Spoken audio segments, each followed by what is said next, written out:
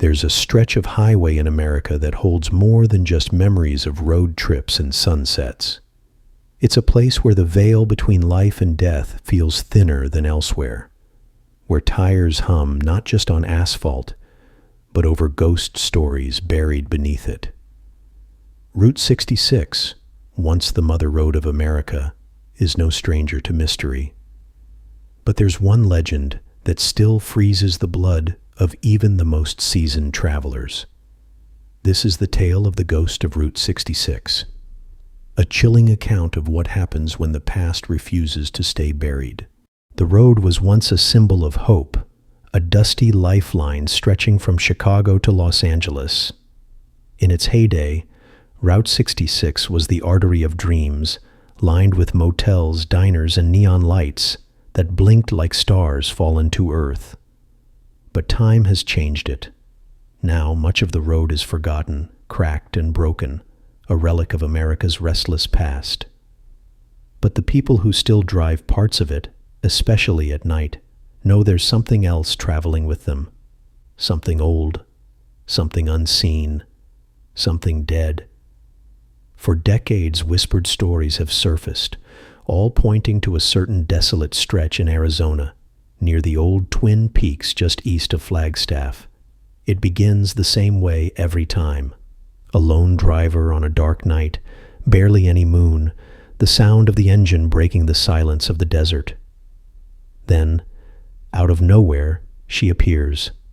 A young woman in a white dress, standing by the side of the road, thumb raised for a ride. They say she's beautiful.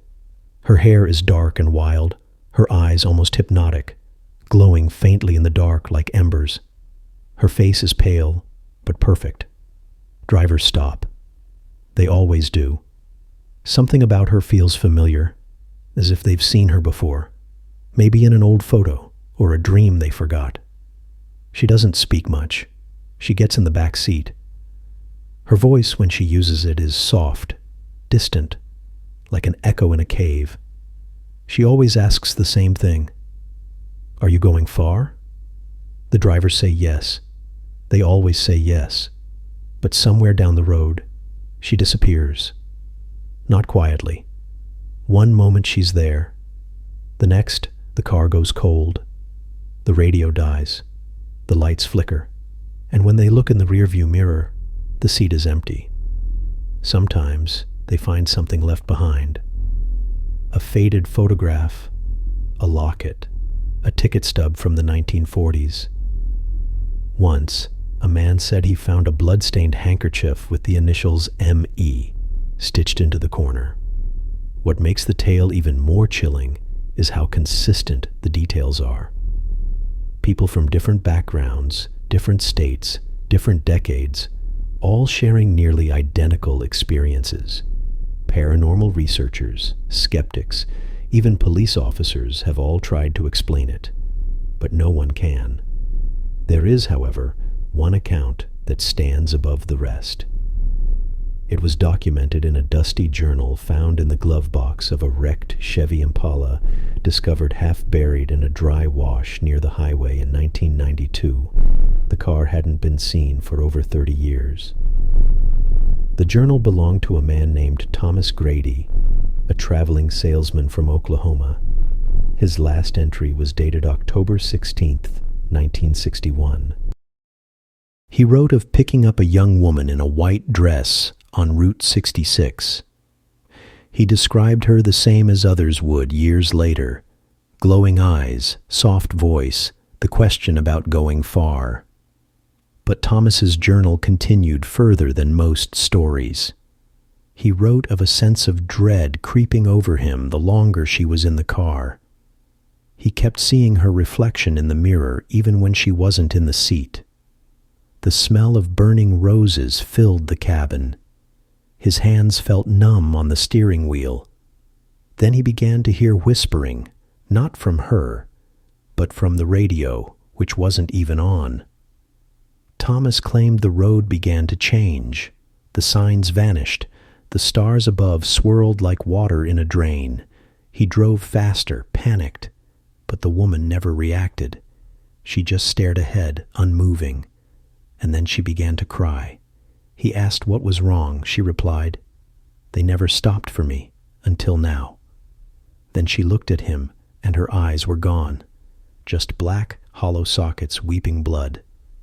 Thomas wrote that he swerved, crashed through a wooden fence, and rolled into a dry riverbed. His last words in the journal were, "If someone finds this, don't pick her up, please. Don't let her in." The crash site was real. The car was found exactly where the journal described. The passenger seat was stained dark. No body was found. Only the book and an old locket with the initials M.E.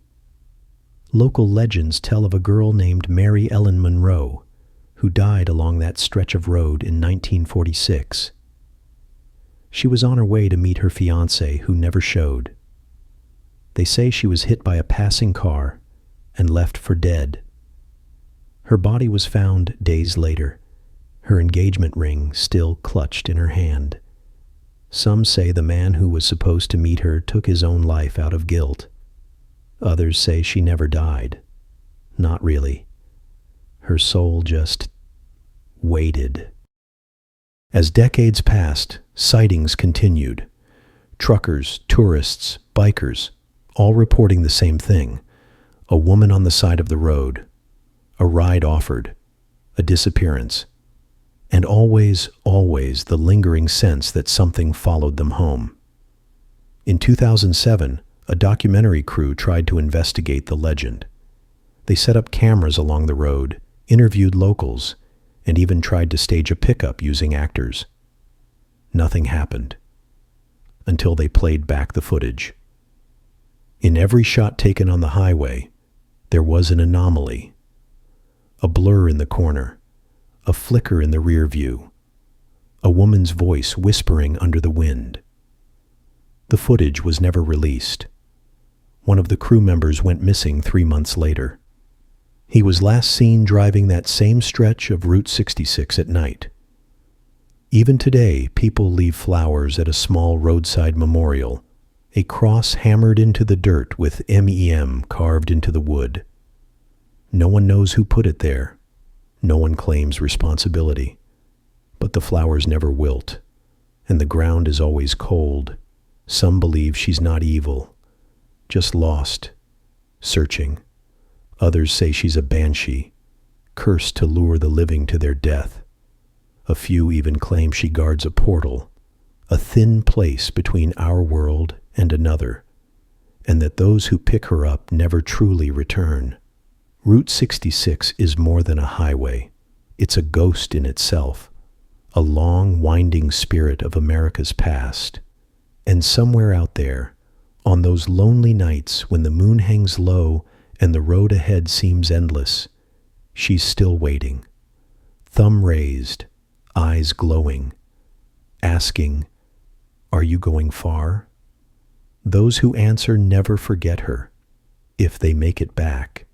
Legends live because we continue to believe in them, or perhaps because they continue to prove themselves, again and again, in hushed whispers and unexplainable chills. The ghost of Route 66 isn't just a story. It's a warning carved into the heart of the American highway.